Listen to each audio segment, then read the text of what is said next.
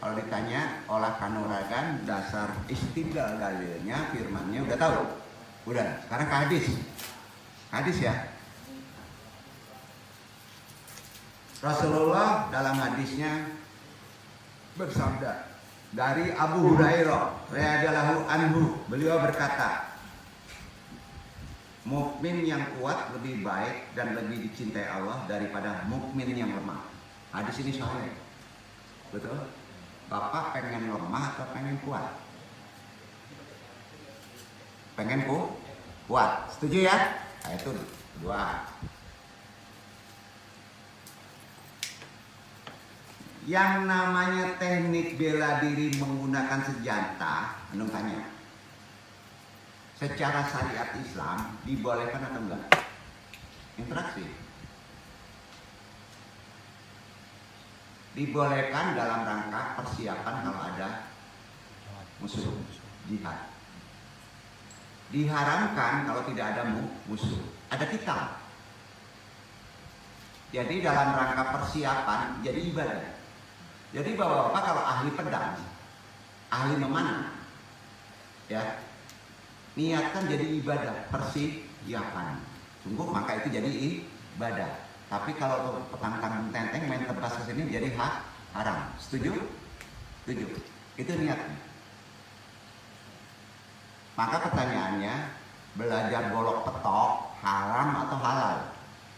Nah, golok petok kok golok petok ya? Ya, haram atau halal? Bisa haram, bisa halal. Tanya pribadinya. Itu aja. Tanya pribadinya. Belajar kerambit, ilmu minang, bisa haram, bisa halal. Tergantung niat pribadinya. Duduk. Apakah kerambit sunnah Nabi? Jawabannya tidak. Duduk. Itu bukan sunnah. Ya, duduk ya. Karena Nabi nggak main kerambit. Nabi memanah tombak pedang. Ada pedang Zulfikar. Kalau bapak-bapak pegang pedang yang ujungnya kayak lidah, maka itu namanya ilmu Zulfikar. Ujung lidah tadi untuk menjepit pedang orang. Dan pedang Zulfikar itu bisa memutus batu. Dan itu ilmunya ada, maka itu namanya sunnah Nabi. Di sini bisa. Ayo. Enggak pada belidah aja dipajang tetek bengek mainnya golok petok ngaco. Sunnah Nabi lagi, nggak bisa begitu bro. Ilmu harus tahu. Gini, ngomongin orang. Enggak. Pedangnya pedang begini pak. Zulfikar, mainnya golok petok dari Cimande. Sunnah Nabi katanya. Berilmu nggak profesor hantu belau itu namanya. Lurusin nih. Kan pakai sarung nih. Supaya benar, jangan mau sembarang ngomong aja. Nanti orang yang ngerti diketawain. Bener gak nih? Bener gak nih?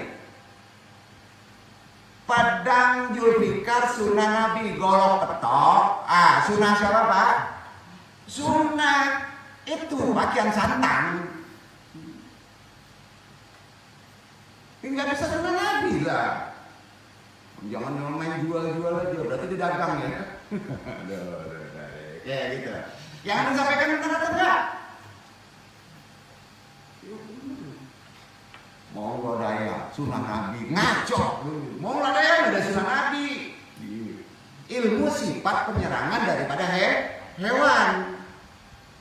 Bisa haram, bisa halal, bisa mubah, bisa jadi ibadah. Gitu tingginya. Duduk. Alhamdulillah. Besok mau pada ikut Zulfikar ya Zulfikar udah almarhum. Ya. Kita lanjut. Ada banyak senjata yang kita ketahui, baik itu klasik, jenis lama, modern, jenis baru. Pada zaman Nabi Muhammad, waktu zaman peperangan dilakukan menggunakan senjata klasik. 3 senjatanya nggak ada. Pedang, panah, tombak. Nggak ada cannon, nggak ada. Cannon itu panah perkembangannya, ya kan? Pistol itu panah. Betul kan? Jadi kalau sunnah Rasul pedang ada zaman Nabi, ngaco ini kan? Betul. Ngaco betul. Ngaco. Kira-kira mendekatinya apa? Panah. Iya kan? Ada beberapa dalil yang menjelaskan tentang disunahkannya mempelajari senjata. Di antaranya panah. Panah. Sunnah. Rasulullah dan sahabat Nabi suka dan lihai dalam memainkan seni bela diri pedang. Memang cukup rumit, sulit bagi orang yang tidak belajar dengan sungguh-sungguh secara sunnah, karena terkait dengan akhlak dan niat. Itu yang membuat sulit. Hal ini diperkuat dengan kemenangannya yang banyak peperangan oleh kaum muslimin pada masa beliau. Face to face, body contact, hanja, berantem dengan ahli pedang, menang. Kan enak gitu Pak. Berarti dia ahli kan? Pertanyaannya, belajar pedang secara sunnah Rasul, hukumnya boleh tidak? Boleh. Golok petok bisa boleh, bisa enggak, tergantung nih niatnya. Setuju? Ada sedikit bangga, maka hukumnya bisa haram. Sepakat? Untuk menghindari haram, dekati kesamaannya dengan pola Nabi. Duduk. Besok pedangnya harus pakai lidah. Mendekati Nabi kan? Aneh pula pedangnya jadi cabang katanya. Tapi kalau pedangnya berlidah, ya gerakannya harus Zulfikar. Kalau gerakannya golok petok, ngaco, golok petok katanya. Golok mentok namanya itu. Pahami ilmunya. Bukan menjatuhkan sesuatu. Duduk ya. Duduk. Kita pahami lagi. Jadi dalilnya udah jelas. Satu, yang namanya pedang, yang sunnah Rasul, pedang Zulfikar, artinya sang pemilik ketajaman. Zulfikar itu artinya pemilik ketajaman. Pedang bermata dua seperti lidah ular untuk mengunci pedang lawan. Itu Zulfikar. Zulfikar juga mampu membelah batu dengan sekali tebas, walaupun bahannya sama, seperti besi sekarang. Berarti ada kekuatan lain. Sepakat? Sunnah Rasul. Nah, kedua, pedang al-batar, yang ada relief gambar Nabi Daud. Pedang ini disebut juga pedang para nabi. Pedang para nabi adalah pedang al-batar. Yang ketiga, pedang koil.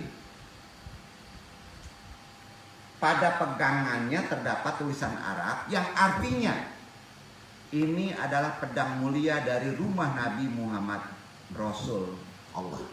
Itu tulisannya di pegangannya. Hanya 3. Nah, kalau pedang Nabi itu banyak, kita ada di mana-mana. Kita ada paham ya? Cuman 3. Apa Pak? Zulfikar. Kedua, al-batar. Ketiga, koil. Kasih tahu. Tidak ada lebih dari itu. Setuju? Ada pedang Nabi tiap hari, pedangnya macam-macam namanya. Bingung dia dong. Dari mana nih? Ya, sini. Jadi hal ini membuktikan bahwa mempelajari teknik memainkan bela diri menggunakan senjata hukumnya boleh, ya kan? Nah, boleh. Bahkan dalam kondisi tertentu bisa menjadi sunnah jika diniatkan mencontoh perkakas seperti Nabi, ya. Atau bahkan bisa wajib kalau ada ancaman disebut jihad, ya. Bisa diwajib, ya. Memperjuangkan demi agama Allah, ya kan? Wajib kan? Nah, sedangkan bela diri tangan kosong, tadi senjata, hukumnya boleh ya. Tapi ingat, kalau kita mempelajari misalnya ilmu pecut, itu bukan sunnah Nabi, bisa mubah, bisa boleh, bisa tidak. Duduk ya. Nah, sedangkan bela diri tangan kosong tanpa senjata tradisi orang Jawa klasik disebut olah kanuragan adalah olah teknik gerak badan ya, itu perlu diketahui. Ada menggunakan tangan kosong. Olah kanuragannya raga, tangan kosong. Ya. Zaman Rasulullah ketika dalam peperangan, jika senjata yang dipegang terlepas atau jatuh, maka tidak ada pilihan lain selain memainkan pertarungan tangan kosong. Sunnah nabinya apa Pak tangan kosong? Gula. Apa? Gula. Gula di kontak langsung. Ya. Gula. Pertanyaannya, gulat memukul tidak? Tidak. Islam tidak mengajari memukul. Islam hanya mengajari menjatuhkan. Jadi bapak-bapak di sana jangan memukul. Yang dipraktekkan yang hampir mendekati sama. Jurus kita ada memukul? Tidak. Menjatuhkan, mendorong, membuang. Sampai kan? Praktekkan silakan. Mendekati kesamaan. Karate memukul? Taekwondo memukul? Bisa menjadi haram kalau salah saran. Hukumnya gimana memukul Pak? Adil. Pukul satu. Ya. Syaratnya tidak boleh mendului. Itu aturan. Rambu-rambu bersilat. Setuju Pak? Keras banget rambu-rambu. Iya, menurut saya takut itu kita bacakan lupa jurus. Nah itu akibatnya kalau kena sandaran dalam kita akan ketemu loh kejoliman. Itu gunanya. Karena kita hanya boleh menjatuhkan, melumpuhkan, bukan menyakitkan. Sampai paham? Jadi kalau timbul pukulan adalah dirinya sendiri. Namanya boleh catur hantu balaul lah, catur 5, catur pamungkas, 21 nggak mau tahu lah. Ya, yang penting jangan menyalahi turunan sunnah Rasul. Duduk. Selanjutnya, kalau olahraga itu sifatnya menyerang, apa yang diserang? Musuh yang nyata. Kata Quran itu nyata semua. Yang jangan jauh-jauh deh. Korin, iblis, jin, siapa? Serang, tampol. Sampai tak? Sihir, tampol. Boleh Pak? Boleh. Jangan sekali-kali antum punya nampol, mengampol manusia dolir, apalagi muslim, haram. Itu aturannya. Paham sampai sini? Paham? Jadi besok nampol, siap-siap tanduk tutup, tidak akan menghampar orang, tapi menggampar si ampa boleh. Kalau si ampa itu mengganggu. Nah, pas kesurupan tampar aja katanya. Kalau orangnya sakit, berarti dia nggak kesurupan. Paham ya jurusnya kan? Kalau dia sakit, berarti dia tidak kesurupan. Gitu. Kan gampang ilmunya tuh. Duduk ya. Jadi tangan kosong ditunjuki juga zaman Rasulullah, yaitu dengan bergulat. Sifatnya menjatuhkan. Karena gulat adalah salah satu seni bela diri Arab yang dikuasai oleh Rasulullah dan para sahabat. Ya. Dan gulat adalah seni gerak kanuragan badan johir. Badan johir.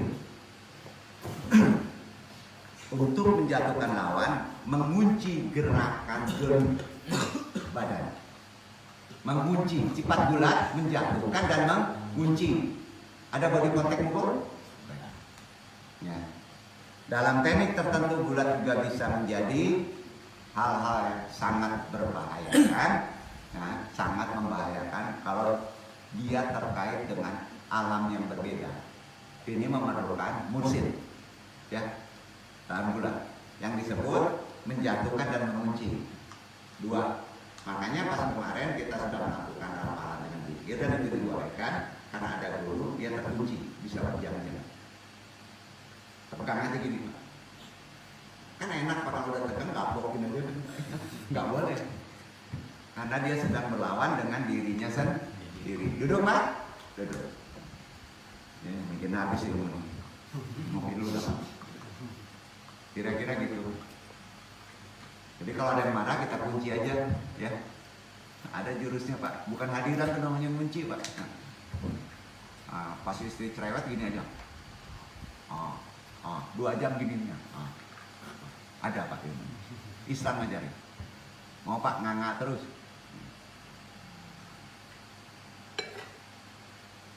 Diceritakan dalam hadis riwayat Ibnu Atsir bahwa Nabi Muhammad pernah mengalahkan Rukana sebanyak 3 kali dalam adu gulat. Hadis ini sahih ya.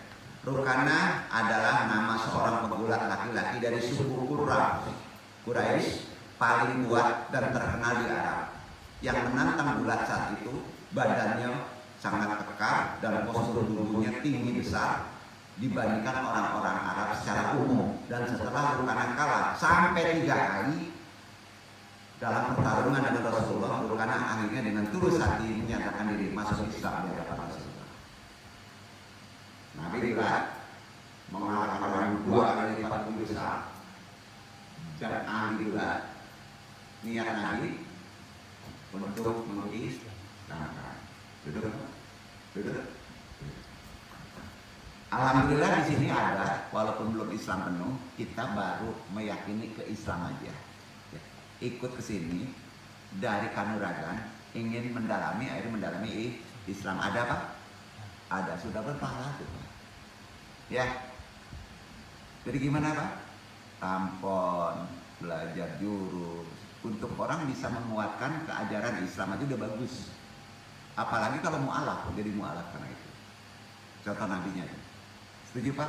Sudah menjadi ibadah yang mumpuni.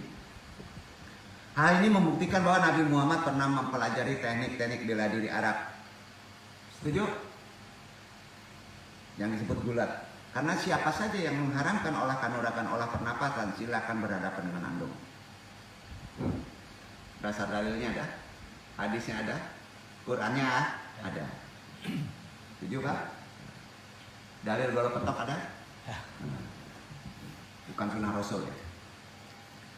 Sebab sangatlah tidak mudah untuk mengalahkan ahli gulat kalau tidak mempelajari menggunakan teknik gulat itu sendiri. Iya kan? Jelas kan? Nggak mungkin lah Nabi bisa mengalahkan Rukana kalau tidak belajar gulat, kan gitu? Ya, logikanya gitu. Meskipun tidak ada informasi di mana beliau belajar ilmu gulat. Nah, takutnya kalau ada informasi sunnah hadis keterangan Nabi belajar gulat dari Anu, ya, maka orang berbondong-bondong itu menjadi wajib nanti takutnya. Ala bagule sesedeni. Paham ya? Tapi gini rahasianya ya. Apakah belajar dari manusia Nabi itu secara diam-diam? Kapan waktunya? Pernah dengar riwayat terceritanya? Tidak. Nabi diajari oleh Allah melalui malaikat Jibril. Jawaban anu wallahu a'lam bishawab. Dan itu mendekati benar. Namanya Pak? Karena dia Nabi. Waktu dia dagang, sejarah dia padat, umur dia nggak begitu panjang, tapi bisa jago gulat melamalkan ruh karena berarti ada yang ngajarin. Namanya Pak? Paham ya? Memang tidak bisa dipungkiri, perguruan bela diri dalam seni bela diri Islam di Indonesia terkadang mengajarkan rangkaian zikir dan wirid. Ada yang langsung mengharamkannya, karena itu bukan ibadah. Anung sebut ya, bukan ritual. Rangkaiannya zikir dan wirid. Perbedaan zikir dengan wirid ada apa? Kalau wirid ada hitungan. Ada patokan sekian, ada batas kemampuan sekian.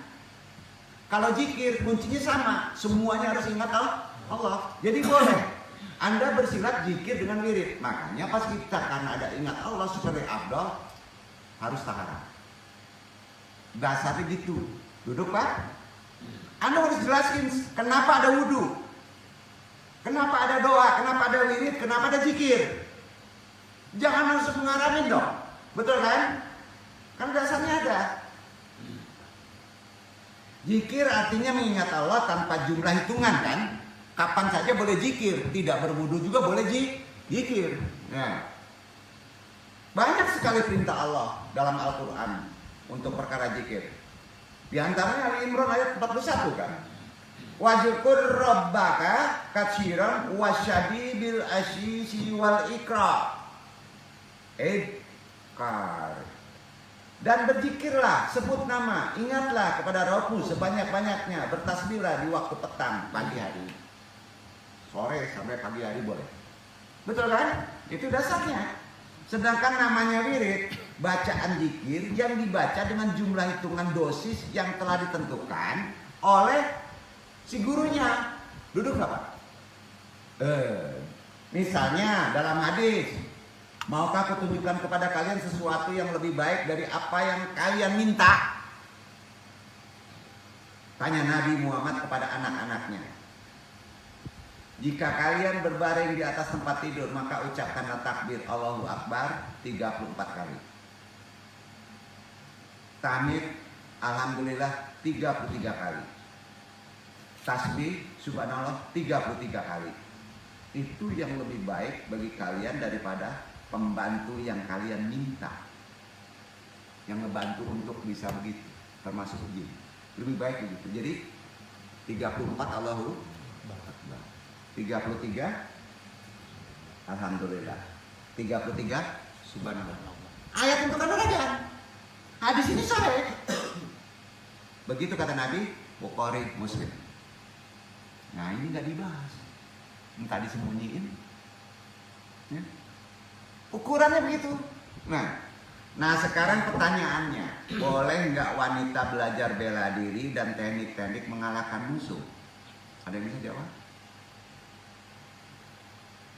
Ada wanita-wanita yang ahli bela diri dan pandai memainkan senjata untuk membela Nabi dan sahabat-sahabatnya dalam sejarah. Di antaranya, satu, Nusaibah binti Ka'ab, perempuan si jago pedang, pernah dalam perang Uhud menghalau serbuan anak panah musuh yang menyerang Rasulullah dengan mengibas-ngibaskan pedangnya. Namanya Nusaibah binti Ka'ab.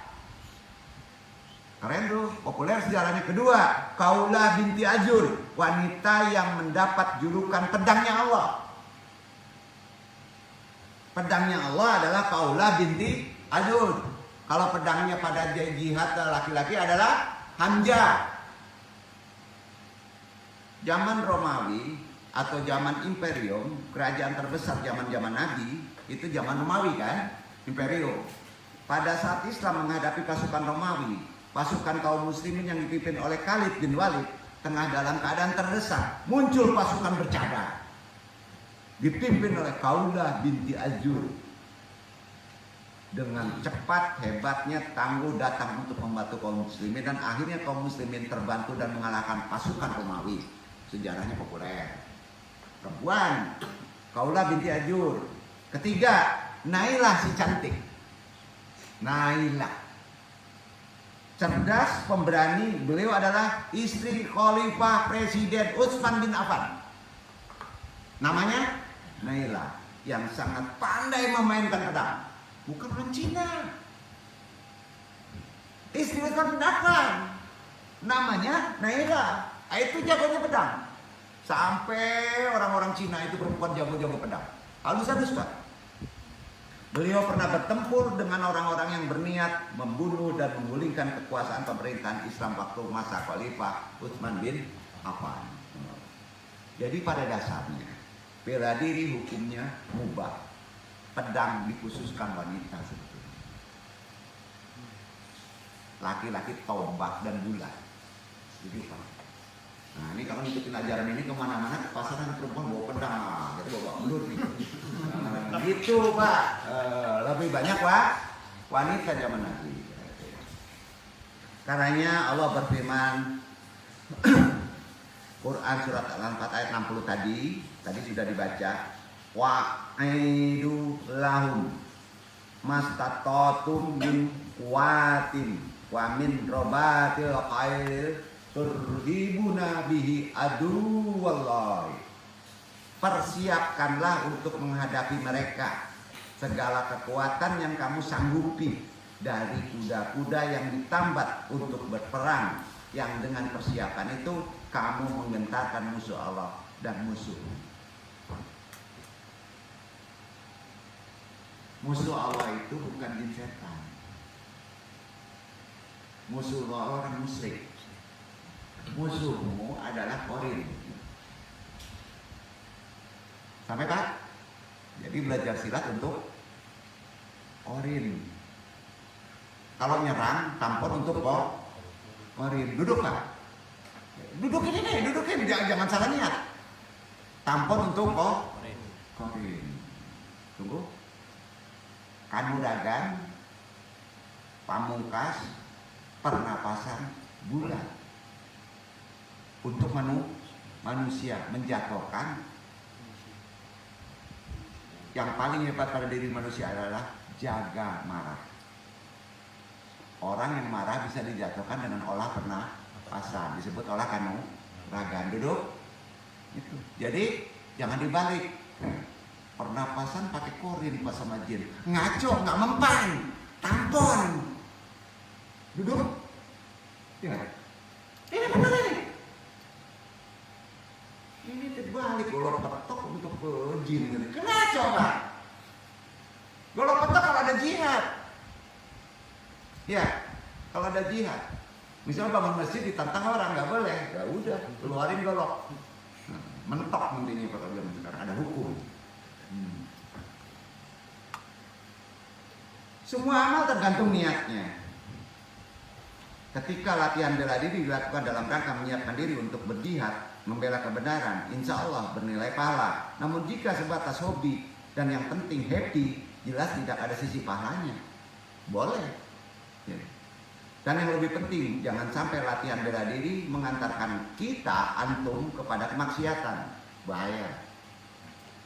Beberapa batasan syariat agar latihan bela diri tidak menjadi sumber dosa. Pertama, sama ya, bela diri hanya olahraga, hanya permainan. Untuk itu sikapi latihan kita layaknya olahraga. Sikapi. Sama dengan olahraga bola. Sikapi dulu itu. Bukan aliran kepercayaan. Sepakat? Setuju. Anda mengikhlaskan latihan bukan berprinsip aliran kepercayaan. Sehingga tidak boleh dijadikan standar al-wala wal bara. Artinya loyal dan benci. Tidak bisa. Jangan sampai kita memusuhi muslim yang lain hanya karena pada perguruan bela diri yang berbeda. Sepakat? Sebaliknya, antum juga tidak boleh loyal dengan orang kafir dan orang musyrik hanya karena dia teman seperguruan. Ada yang ikut tidak muslim tapi loyal, nggak boleh karena satu perguruan. Setuju? Setuju. Realita pahit yang bisa kita saksikan sekarang. Coba perhatikan sama antum. Di masyarakat, perguruan padepokan bela diri dijadikan standar loyalitas. Setuju? Itu bahaya. Islam melarangnya. Bisa kena haram tuh. Oh.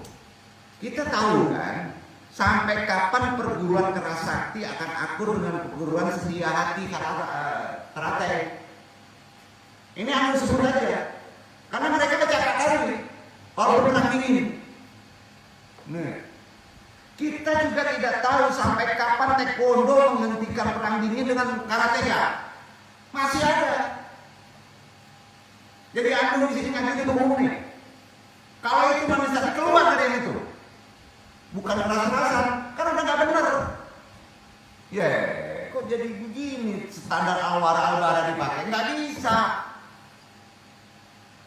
Itu realitanya yang ada sekarang. Namun apapun itu, Islam melarang membangun loyalitas karena latar belakang suku. Kan dilarang. Kalau mentang-mentang Jawa, nggak bisa. Pokoknya muslim semua saudara kan. Kelompok apalagi politik. sebatas perburuan bela diri, apalagi dilarang karena ini loyalitas model apa? Kata Nabi, jahiliyah. Sekarang balik lagi loyalitas kita ini jahiliyah. Kalau nggak taekwondo, sorry ya. Kalau tidak karate, sorry ya. Kalau tidak berdiskusi, sorry ya. Nggak ada di sini mah, ada lebih kita sembunyi. Setuju kan nih? Bisa kita boleh latihan kanuragan, rambu-rambunya yang paling berbahaya. Bisa menggeser tidak? Karena di sana ada zikir. Makanya dengarkan tuntunan guru-gurunya. Seorang pesilat, ya, menyampaikan harus ahli torekot. Tidak bisa tidak.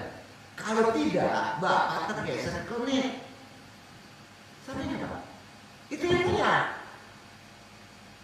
Jangan sampai kita menjadi model jahiliyah. Dari Jabir bin Abdullah radhiyallahu anhu, Rasulullah SAW pernah menyampaikan khutbah, lawaina kula saya min amri al-jahiliyat maudu'atat qadamiyah. Kata Nabi. Maka khutbah, ketahuilah bahwa segala sesuatu yang menjadi tradisi jahiliyah ditaruh di bawah kakiku, gitu. Kata Nabi.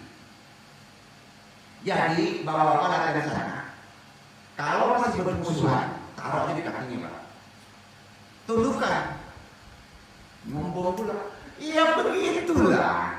Harus jihad kita. Kalau mereka antar perguruan masih bermusuhan, kita lawan aja. Dengan senang. Gimana? Oh, hanya masuk loh. Gitu, Pak. Belajar sekarang begitu. Niatnya benar. Tidak boleh ada apa yang disebut loyal. Betul kan? Nggak boleh. Karena itulah orang yang mati karena latar belakang kesukuan, loyalitas kelompok digolongkan sebagai mati gaya jahiliyah akhir. Mau Pak? Mati karena taekwondo, membela taekwondo, pahlawan karate, dihormati, kafir. Kafir mana? Kenapa tahu? Itu salah satu belanja. Itu kan membela apa? Membela kelompok, membela muslim, bro. Iya. Tuh. Dari Jundub bin Abdillah al-Bajali radhiyallahu anhu, Rasulullah SAW bersabda, man alladhi kutil bisabab kafiat khair wadiyat iya al-buru al-kabaliyat awladiyat fil jamaah itu mayamut fi halat jahiliyah. Siapa yang terbunuh karena latar belakang yang tidak jelas terkait dengan olah kanuragan silat, menghidupkan semangat kesukuan kelompok, membela kelompok, maka dia mati dalam kondisi jahiliyah. Hadis riwayat Muslim 1850. Maka dia mati jahiliyah. Hati-hati Pak, menjelaskan dulu rambu-rambunya. Loyalitas yang diajarkan Islam adalah loyalitas dibangun atas iman, Islam, karena Allah. Dasarnya loyalitas itu harus iman, Islam. Betul kan? Dasarnya apa? Sadaran dalilnya apa dong? Al-Hujurat 49 ayat 10. Ini baca ya. Innamal mu'minuna ikhwatun fa aslihu baina akhwaikum wattaqullaha la'alakum turhamun. Orang-orang yang beriman itu sesungguhnya bersaudara. Iya kan? Rata ada muslim. Budi suci ada muslim. Membela masing-masing kelompok. Jahiliyah yang hormati. Nggak bisa gitu.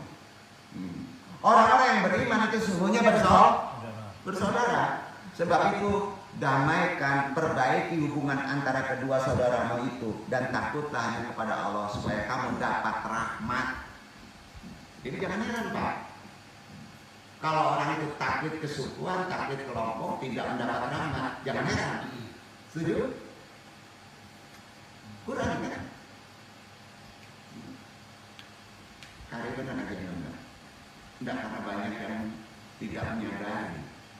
Ya. Nah, ini kedua, hindari semua yang berbau klinik dan kesyirikan. Salah satu saran menyusupnya klinik dan kesyirikan adalah kegiatan bela diri. Itu makan nomor jarang sedikit. sarang klenik adalah bela diri.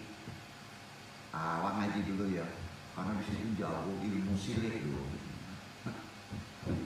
Ada macam itu, tapi tidak isi pokok entah lima. Salah satu sarang menyusup klinik dan kesyirikan adalah kegiatan bela diri, terutama yang banyak mengandalkan olah pernapasan. Ya,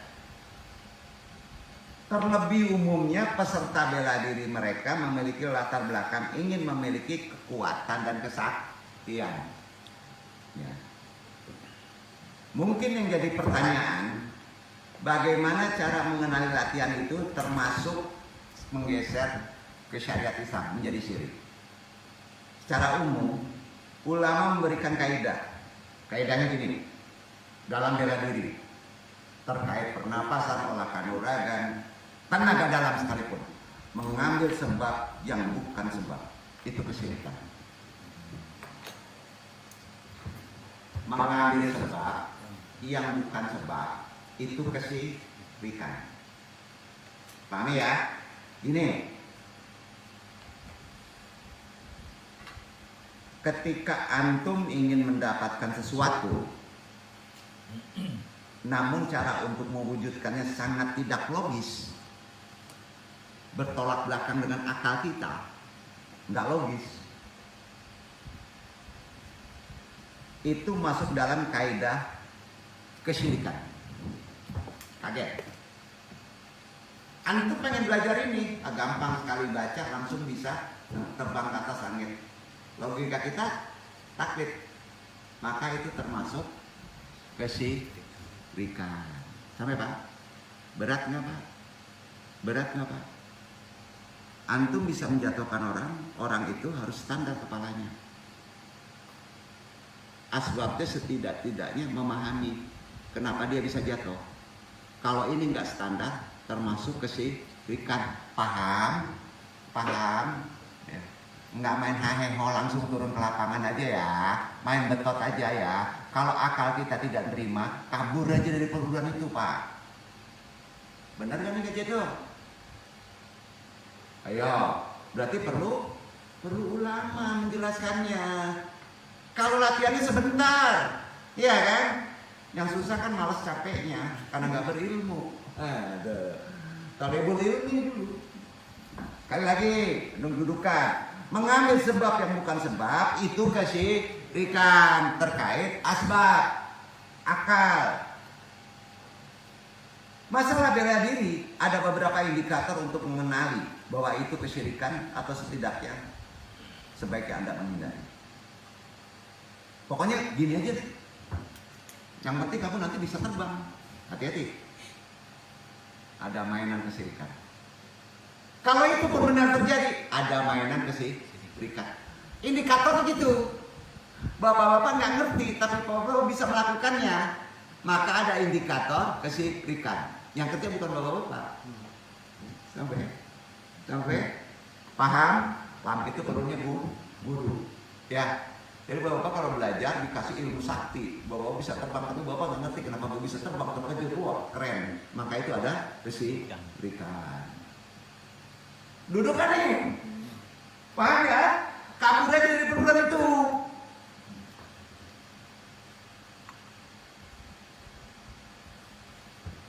Perlu yang dihindari secara gampang ini, terkait masalah bela diri, terkait masalah kesultanan, terkait masalah kanuragan, terkait masalah kekuatan, terkait masalah senjata, menggunakan jimat. Jika guru Anda menjanjikan siapa yang sudah mencapai derajat tertentu akan mendapatkan tameng pelindung, tabir gelap, ya macam-macam lah Pak ya, cincin, sabuk, gelang, kalung, apapun bendanya, hindari. Kenapa? Ini dia. Ini tameng ini. Ilmu malidik bumi, ini dia ilmu. Ini jasanya kabur. Mengandung kesyirikan. Ya. Terutama jika cara untuk mendapatkan itu umumnya melalui ritual tertentu, puasa, wirid, semedi, sekian hari di kuburan, sampai sholat tahajud malam Jumat. Semua itu seandainya benar terjadi, ini juga sama dengan menggunakan jin. Jelas kesyirikan. Mendatangkan jin yang akan membantunya. Itu jelas syirik. Karena asbab kita penting. Ya. Kedua, gampangnya gitu. Jimat kita kira nggak ada di kita. Bapak-bapak pas latihan kanuragan suruh puasa. Ada? Enggak kan? Nah, kedua, perguruan silat yang menawarkan ilmu kanuragan batin harus dasar ilmunya jelas. Begini, sebaiknya hati-hati apapun cara yang digunakan. Bisa jadi hakikatnya adalah ilmu sihir. Kalau menggunakan batin, kanuragan gerak pola batin, hati-hati dua Pak. Bisa benar, bisa sihir. Tapi kebanyakannya sihir. Karena kalau menggunakan gerak batin, ilmunya sebetulnya ada di torekot. Duduk ya, adanya di torekot. Tuntunan sandaran silabusnya harus dibatasi dengan Quran. Dan ada guru musik yang namanya topnya. Duduk. Duduk. Kalau itu dilakukan di lapangan, namanya sihir. Kanuragan batin mendengar bapak begitu di luar. Tanpa bapak duduk, ada motif, itu sudah sihir. Kabur aja, bahaya itu. Kira-kira kita tempat itu, setuju ya? Nah. Jadi, walaupun ini dibungkus dengan wirid, zikir, amalan suluk, yang lainnya, karena amalan ibadah bisa saja dikerjakan dalam rangka pemujaan terhadap jin dan setan. Paham itu? Ketiga, hati-hati pula olah latihan pernapasan yang diiringi dengan zikir atau wirid. Hati-hati. Anu sebut hati-hati ya. Dengan tujuan untuk meringankan tubuh, pukulan jarak jauh atau kepretan pingsan. Pingsan. Dengan zikir. Dengan wirid. Ujungnya gunain zikir dengan wirid untuk kepret orang. Ngaco Pak. Enggak begitu. Wirid zikir untuk melindungi supaya kita jangan menggunakan kejoliman. Duduk Pak. Jadi letaknya bukan waktu ngepet pakai zikir. Gitu. Sampai Pak. Jangan ucapkan zikir misalnya ya Kowi 10 kali pas dikepet dia pingsan. Bahaya tuh Pak. Kabur. Kalau dengar ilmu itu. Itu bukan gitu ilmunya. Duduk ya. Iwan ya, ini takut salah membeli nanti dapat ilmu dimakan semuanya. Paham itu? Enggak begitu. Keempat, hati-hati dengan membangun telepati antara guru dan murid. Ini sudah kawasan tertinggi pada torekot. Ya, telepati guru dengan murid. Bisa dengan memanggil nama guru. Hai Andung dari jauh, maka dia punya kekuatan. Kabur. Gak ada itu. Paham kan nih? Bukan begitu. Menggunakan itu koridornya, ya koridornya wasilah. Dasar ilmunya ada di torekot, bukan di lapangan. Kenapa lu sampaikan ini? Karena ada juga cuma Andung yang ke situ deh. Jangan benar aku juga. Andung, betul kabur betul dengan Andung. Bukan begitu. Jangan digunakan begitu. Enggak begitu. Kita harus menjelaskan dulu nih ya. Harus jelaskan dulu. Rambu-rambunya dulu. Jadi nama guru, telepati guru menjadi sumber kekuatan. Menggunakan yang lain Pak. Hukumnya apa? Syirik. Antum bisa memastikan ini umumnya kedustaan.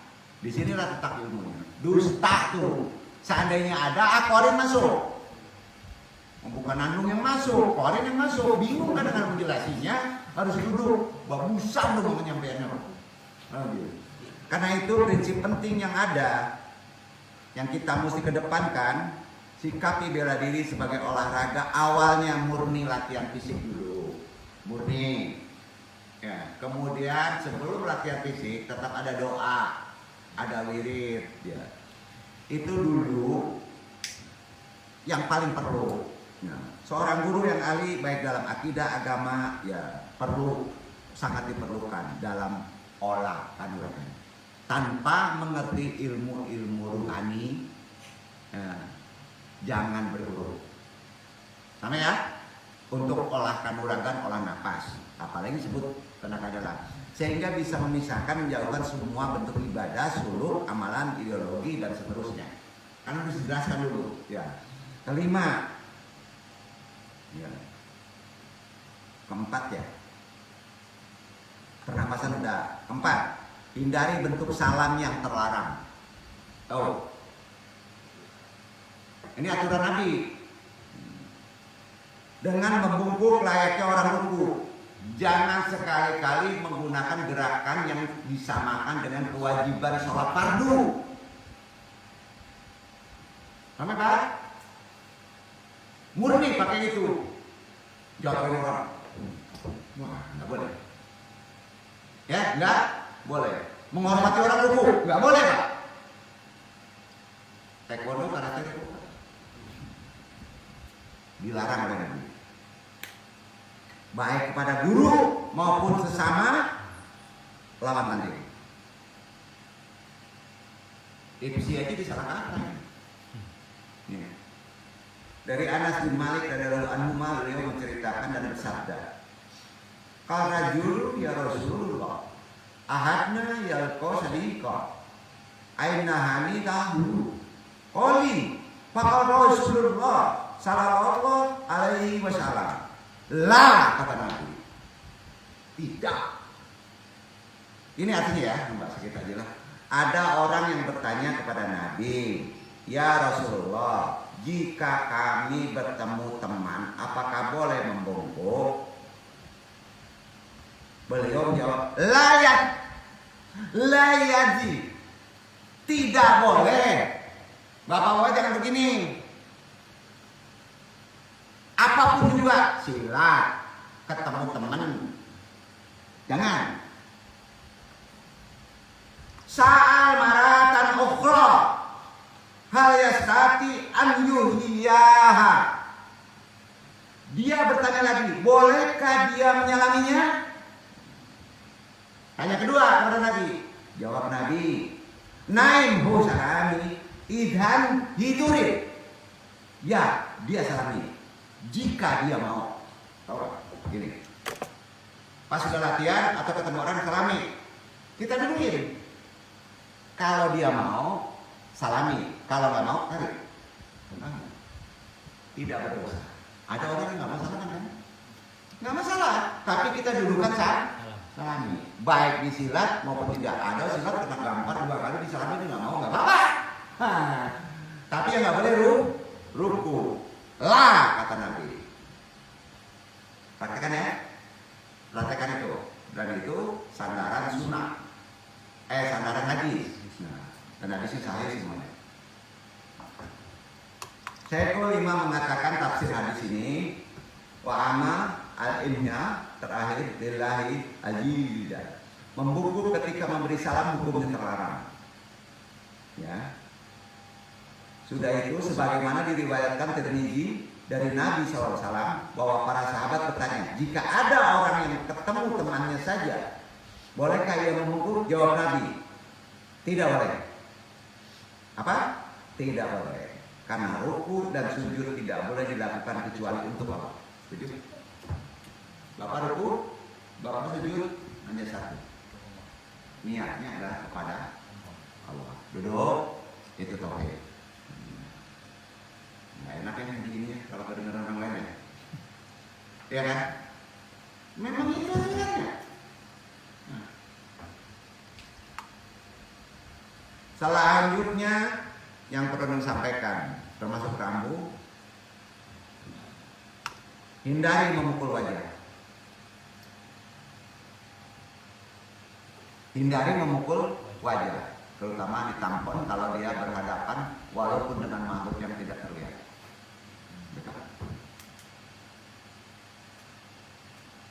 Jin ada kepala? Aduh, wajahnya sudah balik apa? Dari Abu Hurairah radhiyallahu anhu, Nabi SAW bersabda, "Ida atona ada hukum, ada yastani di luas hak. Jika kalian hendak memukul makhluk, hindari wajah makhluk. Hindari wajah." Hadis riwayat Bukhari 2420.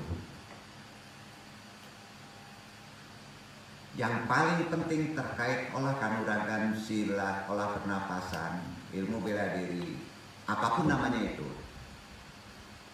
jaga hati. Jaga hati. Jangan sampai kemampuan bela diri menjadi sebab sombong. Bisa jadi setan memanfaatkan kondisi kita untuk dijadikan kesempatan menggoda kita untuk berbuat dolim. Sombong maksudnya. Ya. Rasulullah SAW bersabda, "La takun waunan lai syaiton li ayya ahlikum." Jangan kalian menjadi penolong bagi setan untuk menjolimi saudara kalian. Sebabnya sombong. Hadis riwayat Ahmad 252. Karena itu pandai-pandailah jaga emosi ya nanti ya. Terutama selesai. Kalau emosi masih terbawa Pak, naik aku dijamin anu doain Pak. Ya, bacakan lupa jurus. Untuk apa jadi jurus? Pas bacakan lupa sile. Rato-rato seahli orang basile lupa jurus silenya dek faktornya cie sombong. Banyak Pak. Kalau sombong itu lupa ilmu agama lupa, ilmu sile lupa, dia piti-piti lupa. Maaf, dia sombong itu bini bisa lupa Pak. Percaya Pak? Dia sombong juga, bini ditinggalin Pak. Nggak percaya. Coba Pak sile, sombong juga Pak. Lupa jurus Pak.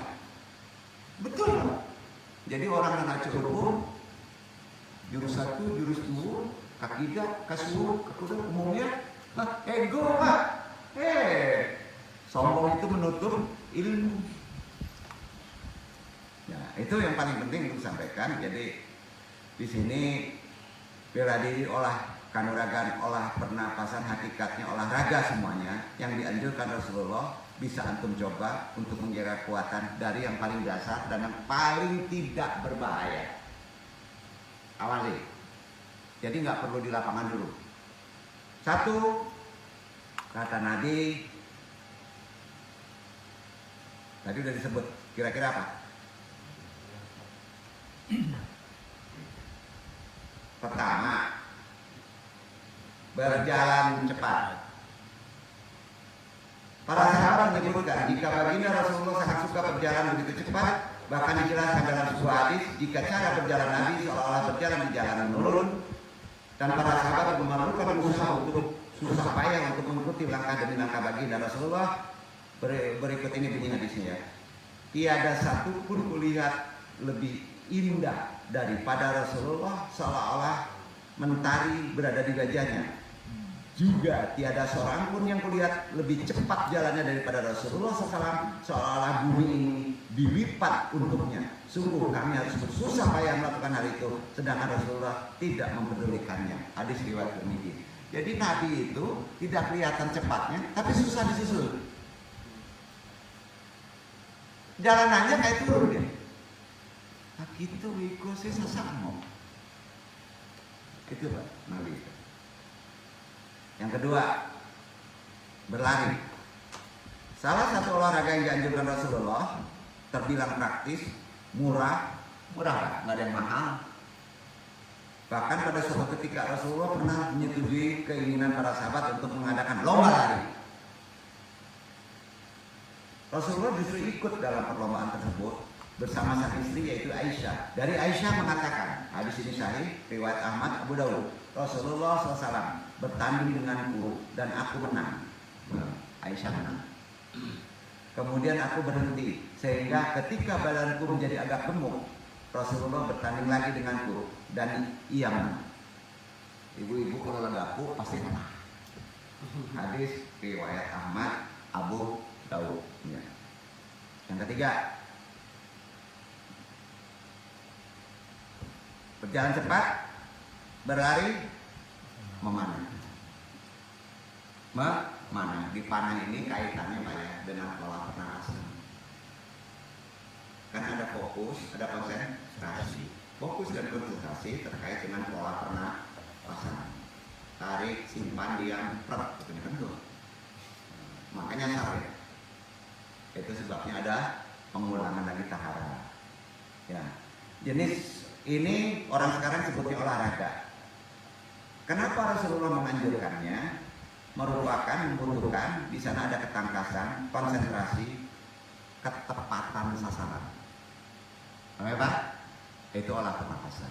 Nah, jadi kalau mendekati pola kesunnah Rasul pada gerakan zaman sekarang, karena memanah itu zaman sekarang sudah termasuk biaya yang agak mahal, maka bisa diganti dengan pernapasan.